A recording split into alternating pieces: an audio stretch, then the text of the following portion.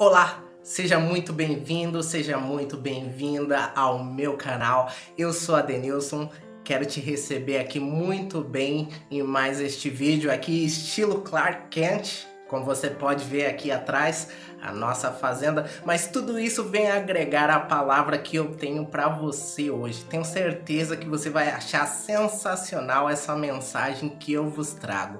Eu já falei sobre fé em outros vídeos anteriores, mas em nenhum desses vídeos eu cheguei a comentar o que eu estou para revelar para você neste vídeo. Tem muitas pessoas que gastam muito dinheiro com cursos para entender parte do que eu vou falar para você nessa mensagem.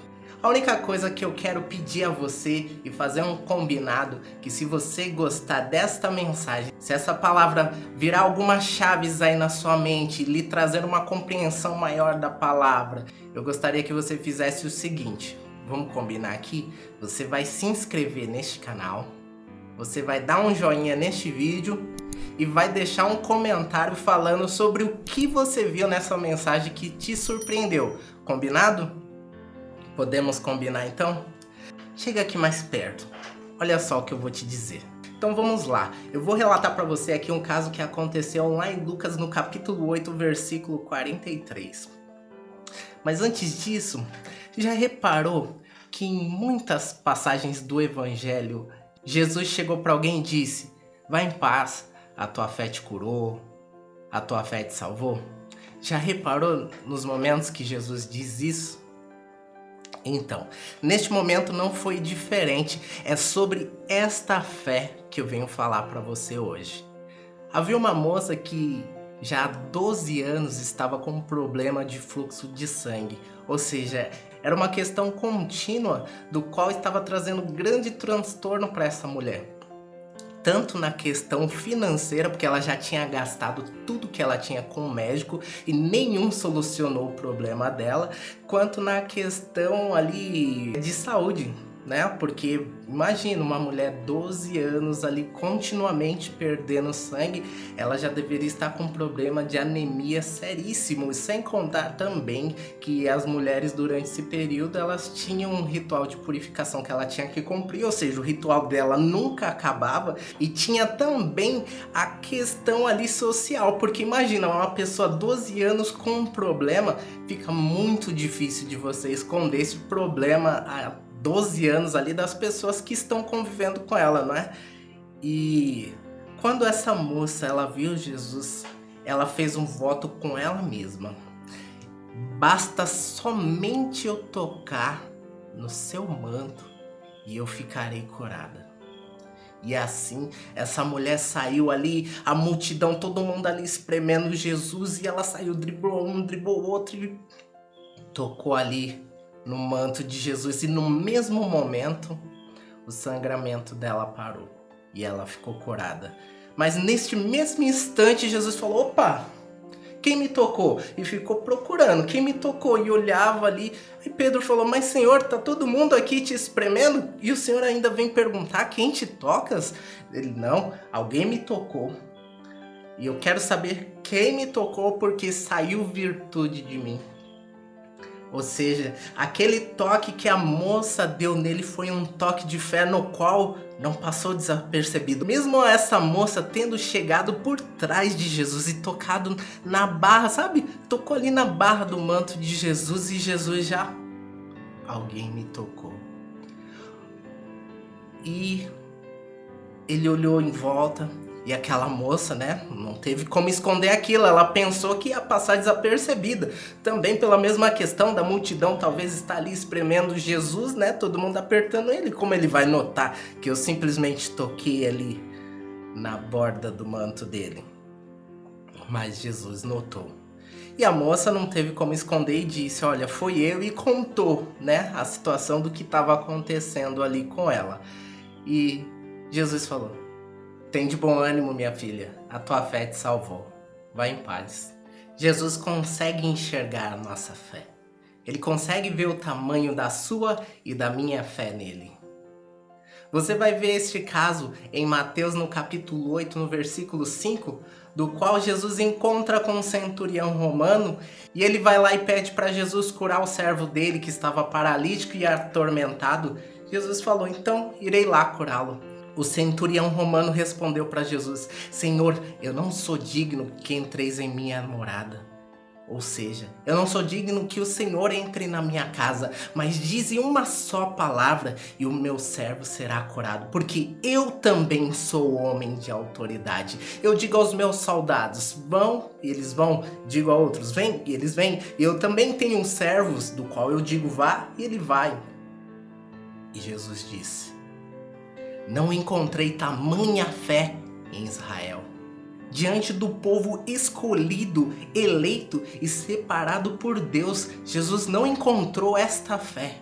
Imagina a fé desse centurião romano, do qual Jesus se espantou de tamanha fé manifesta por aquele homem. Então Jesus disse ao centurião: vai, e como tu crestes, te seja feito. E naquela mesma hora, o criado do centurião romano sarou. De contrapartida, nós iremos encontrar uma passagem semelhante a essa lá em João, no capítulo 4, versículo 46, quando Jesus estava indo lá para Caná, na Galileia. Lembra o que ele fez lá? Exatamente, lá foi o local onde ele transformou a água em vinho. Aí chegou um nobre, encontrou com ele e falou: Senhor, eu rogo-te que vá e cure o meu filho que está à beira da morte. O cara ficou lá implorando para Jesus, né? Esse camarada, ele veio lá de Cafarnaum atrás de Jesus para que ele fosse até lá curar o filho dele que estava à beira da morte. Aí Jesus falou: se vocês não verem milagres e sinais, vocês não vão crer, não é verdade? Para você ver a ousadia deste camarada com Jesus, ele chegou: Senhor, peço-te que vá logo, pois meu filho está morrendo. Ou seja, o camarada ainda ficou acelerando Jesus para ir lá. Que coisa, não? E aí, ao que Jesus disse: vá, seu filho vive. Aí o cara... E crendo, né? Ele foi, né? Mas só que se você ler assim e você se colocar ali na passagem, meio que numa lexo divina, sabe? Nessa questão onde você tenta ali ver um paralelo, se imaginando naquela história, você vê que Jesus não se agrada da mesma maneira como ele se agradou da fé do centurião e nem mesmo deu a mesma resposta que ele deu para o centurião. Ele disse para o centurião: da mesma maneira que você creu, assim aconteça. Já para o outro camarada, ele vai: seu filho vive. E o cara foi. E aí, já no meio do caminho, quando ele estava chegando lá perto da casa dele, os servos dele encontraram com ele um pouco antes dele chegar ali, determinada parte do caminho. E aí os servos dele vêm com a boa notícia: Senhor, o seu filho vive. E sabe o que ele pergunta? Em vez dele glorificar a Deus ou qualquer outra coisa do gênero: a que horas mais ou menos foi isso? Aí os servos responderam para ele: foi mais ou menos ontem, umas 7 horas. E ele percebeu que foi exatamente na mesma hora que Jesus disse para ele: vá, seu filho vive. Percebeu ali um paralelo do centurião romano? Talvez Jesus esperasse que o centurião romano agisse mais parecido com este camarada lá de Cafarnaum do que a maneira como ele agiu, porque em Cafarnaum Jesus estava ali andando o tempo todo, realizou muitas coisas ali em Cafarnaum. Jesus era muito conhecido naquela região. E a incredulidade daquele camarada ali surpreendeu. E aí depois disso que aconteceu, né, que confirmou o horário, ele viu que foi mais ou menos exatamente na mesma hora que o filho dele ficou curado. E fala: e os da casa dele creram. Ou seja, a fé deles foi condicionada àquilo. Foi condicionada. Depois, não. É tipo assim: se tu fizer, eu vou crer. Se não fizer, eu não creio em você. O centurião romano já não chegou assim. Já chegou: Senhor, eu também sou homem de autoridade. Dize só uma palavra. Eu não sou digno de que entres na minha casa. Com essa ocasião vai ficar ainda mais claro para você. Escuta só, lá em Mateus no capítulo 13, eu tô só citando as passagens para você porque eu quero te incentivar a ler. Eu gostaria que você fosse lá nessas passagens onde eu estou citando e lesse capítulo e versículo do que eu estou falando, lê lá tudo. porque através disso eu quero te incentivar a buscar na palavra e aprender bem mais do que você aprenderia com aquilo que eu somente estou te dizendo. Então, para você melhorar sua compreensão, eu gostaria que você fosse lá e buscasse também na palavra. Combinado? Lá em Mateus, no capítulo 13, no versículo 54, você vai ver a seguinte situação, na qual Jesus está ali pregando nas sinagogas e de repente as pessoas ficam maravilhadas. Nossa, da onde vem este conhecimento? Que tamanha sabedoria é essa? E de repente, alguns se levantam e dizem, este aí não é o filho do carpinteiro? Sua mãe não é Maria? Não conhecemos também os seus irmãos? E aquelas pessoas endureceram o seu coração e não creram em Jesus. E naquela região, que era a região onde Jesus também era conhecido e seus familiares também, não creram nele. E Jesus só fez ali pouquíssimos milagres, impondo as mãos sobre algumas pessoas. Tá entendendo aonde eu quero chegar? Então continua aqui comigo, não perde o foco não. Tenho certeza que você vai entender completamente essa mensagem e estou trazendo toda essa bagagem para agregar ela na sua vida agora. E um pouco anterior ainda a este versículo, mas ainda em Mateus no capítulo 13, você vai vendo Jesus dizendo o seguinte, em que posso comparar o reino de Deus? Aí ele diz, o reino de Deus é como uma semente de mostarda que o homem semeou. Em outras ocasiões você também vai ver Jesus falando a respeito dessa questão da semente de mostarda, como no caso do menino que estava possuído por um demônio, que ora ele caía na água, ora ele caía no fogo, e que os discípulos de Jesus não conseguiram expulsar este demônio, e eles foram lá questionar Jesus e disseram, Senhor, por que nós não conseguimos expulsar? E aí Jesus disse para eles, se tiverdes fé como um grão de mostarda, você pode dizer a esta moreira, saia daqui e planta-te no mar, e ela iria. E Pedro, ele não caminhou nas águas, mas ele caminhou até ele duvidar, e quando ele duvidou, ele afundou, e Jesus disse para ele, você afundou porque você duvidou. Não sei se você está percebendo, meu irmão, minha irmã, a respeito dessa mensagem que ela daria dias de pregação, de meditação, de contemplação, de uma infinidade de coisas, porque é neste ponto aonde Jesus está mostrando um grande mistério que está ali na própria palavra e que muitas pessoas passam desapercebidas, ou talvez isso tenha sido proposital. Não sei, mas o que eu sei é o que está escrito o seguinte, Jesus ele diz, se tiverdes fé como um grão de mostarda. Em outras traduções você vai encontrar, se tiverdes fé do tamanho de um grão de mostarda. E aí, como é que fica? É divergente essa palavra? Não é divergente? Basta você ir na compreensão do que está dizendo na mensagem. Os discípulos foram lá e questionaram, Senhor, por que não conseguimos expulsar este demônio? E Jesus disse para ele, por causa da vossa pouca fé, por causa da sua incredulidade. Ou seja, Jesus estava dizendo que a fé deles era pequenina. E logo em seguida Jesus vai dizer que se eles tivessem fé do tamanho de um grão de mostarda, ele poderia dizer para a moreira sair daqui e se plantar no mar, ela iria. Jesus ele não estava dizendo para ele, que bom que vocês têm uma fé pequenininha, não, agora vamos mudar aí essa situação e dizer de uma outra forma, se tiverdes fé como um grão de mostarda, diga esta moreira, saia-te daqui e planta-te no mar, e isso acontecerá. Ela vai sair e vai se plantar no mar. E aí, como é que você tem fé? Do tamanho de uma semente de mostarda ou como uma semente de mostarda? Às vezes tem até pregadores que nunca viram uma semente de mostarda e pregam acerca dela. Eu já vi diversas sementes de mostardas ali diferenciadas. Tem umas que parecem ali um grão de, soja pequenininha. Outras vai parecer ali um grão de areia, tem diversos tamanhos. Em um retiro que eu estava trabalhando, tinha momentos ali que ia ser trabalhada essa questão da fé, né? Então eu conversei com o pessoal, vamos arrumar aí semente de mostarda, dá pro pessoal, né, que vai participar dessa pregação. E a gente arrumou e deixou lá na cadeirinha das pessoas aí e falou, ó, isso daqui é semente de mostarda. Só que era daquelas bem pequenininhas que parecia de soja, sabe? E aí as pessoas falam, nossa, que legal. Então muitas pessoas não conheciam a semente de mostarda. E logo na sequência veio o pregador falar, nossa, a semente de mostarda ela é tão pequena que você precisa de um microscópio para enxergar. Aí o pessoal olhou assim já tipo... Eu acho que esse camarada não sabe do que ele tá falando. Então, como que é a sua fé? Como uma semente de mostarda ou do tamanho de uma semente de mostarda? Ou daquele jeito que o pregador falou, que você vai precisar de um microscópio para enxergar essa semente? Olha só, compreendeu o mistério? Jesus tinha acabado de criticar os discípulos por eles serem cristão bully. Cristão bully, de pouca fé, que a fé deles era pouca.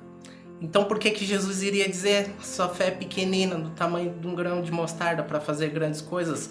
Não, mas como um grão de mostarda. E como seria a fé de um grão de mostarda?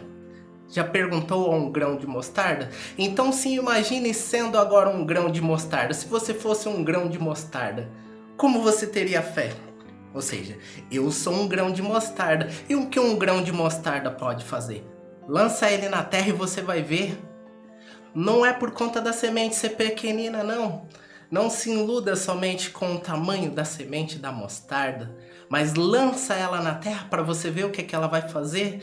Ela não duvida do que ela é capaz de fazer quando ela é colocada na terra. E a sua fé, quando ela é posta à prova, o que você é capaz de fazer? De chorar, de lamentar da vida, de reclamar do governo, de reclamar com a sua situação atual, de reclamar que outras pessoas que estão fazendo com que a sua vida não vá para frente? E se você fosse um grão de mostarda, do que você simplesmente precisaria? Somente da terra.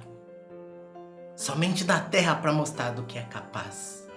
E quando ela cresce, vem as aves do céu fazer ali os seus ninhos. Eu fico imaginando ali as sementes ali, uma lado a lado da outra. Tá ali a semente de uma coisa, a semente de outra coisa, e a semente da mostarda, e as sementes conversando.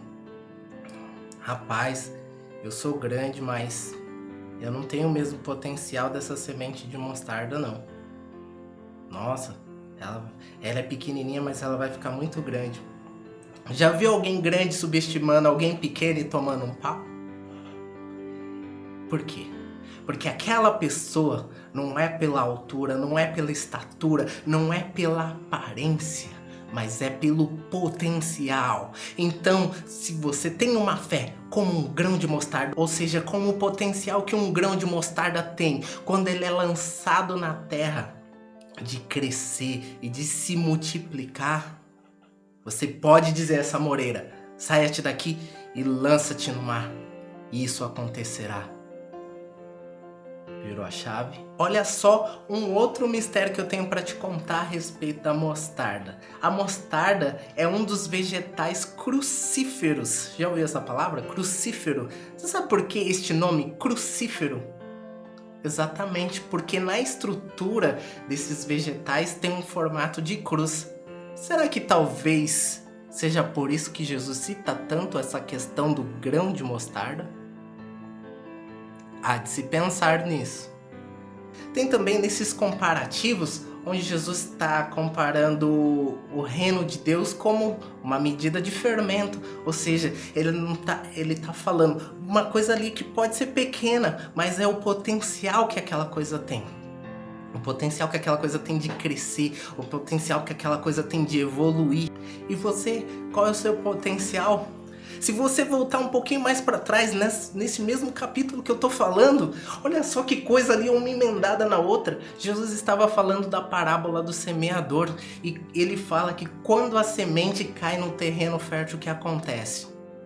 Ele dá 100, 60, 30 por um, ou seja, ele multiplica. E aí eu te pergunto mais uma vez, qual é o seu potencial? Deus, quando ele acaba de criar o homem, você pode conferir lá em Gênesis, ele fala, sujeitai a terra, dominai sobre os animais. Ele fala uma infinidade de tipos de animais e fala para o homem, sujeitai e dominai. Mas não confunda que Deus não está falando isso com relação aos homens, tá? Que ele fala sobre sujeitar a terra, sujeitar aos animais, ou seja, governar a terra. Tem espaço para todo mundo governar, porque Deus deu um talento para cada um, ou seja, para que esse talento sirva para manutenção, onde todos possam conviver bem, onde todos possam ganhar, onde todos possam manifestar ali o seu potencial. Não é porque um fala, ai, eu sou mão, mas eu sou infeliz porque eu não sou pé, e o pé fala, ai, eu sou infeliz porque eu sou pé, eu tô no chão, eu não sou mão, aí o outro, ai, que triste, eu a mão e o pé porque eu não sou cabeça. Não, todos nós fazemos partes de um corpo bem organizado, que é o corpo de Cristo, que nós chamamos de igreja. Nós somos esta igreja. Nós fazemos parte do corpo de Cristo. E como membros deste corpo, nós temos funções, nós temos capacidade, nós temos potencial. E um potencial do qual Deus depositou a todo homem é o de sujeitar e de submeter a terra. Este potencial está dentro de você. Por que você acha que Jesus disse, se estiverdes em mim, vocês farão obras como as que eu fiz e ainda maiores do que as que eu fiz? Não se ligou ainda? Este é o potencial. Ele veio aqui justamente para virar a chave, para falar para você, percebe o tamanho do poder que o Pai deu na sua mão? É isso aqui que eu tô te dando, ó. Eu vou te mostrar o que você pode fazer. Cura um. Olha, eu vou te mostrar o que você pode fazer. Aí eu te pergunto, o que você tem feito até hoje com os dons que você tem, com os talentos que você tem, com a capacitação que você tem, com o estudo, com a graduação, com a formação ou com a experiência de vida? Não sei, não sei que dom eu tenho, não sei qual que é o meu talento, não sei, eu tenho medo de fazer isso aqui assim, assim, assado, não. É por causa do outro que eu não consigo, é por causa da crise, é por causa do governo, é por causa. E aí? Aí você pode dizer, mas eu sou pequeno demais perante a fulano, ou perante a situação X, Y ou Z. Quem sou eu para isso, aquilo ou aquilo outro? Quem me dera.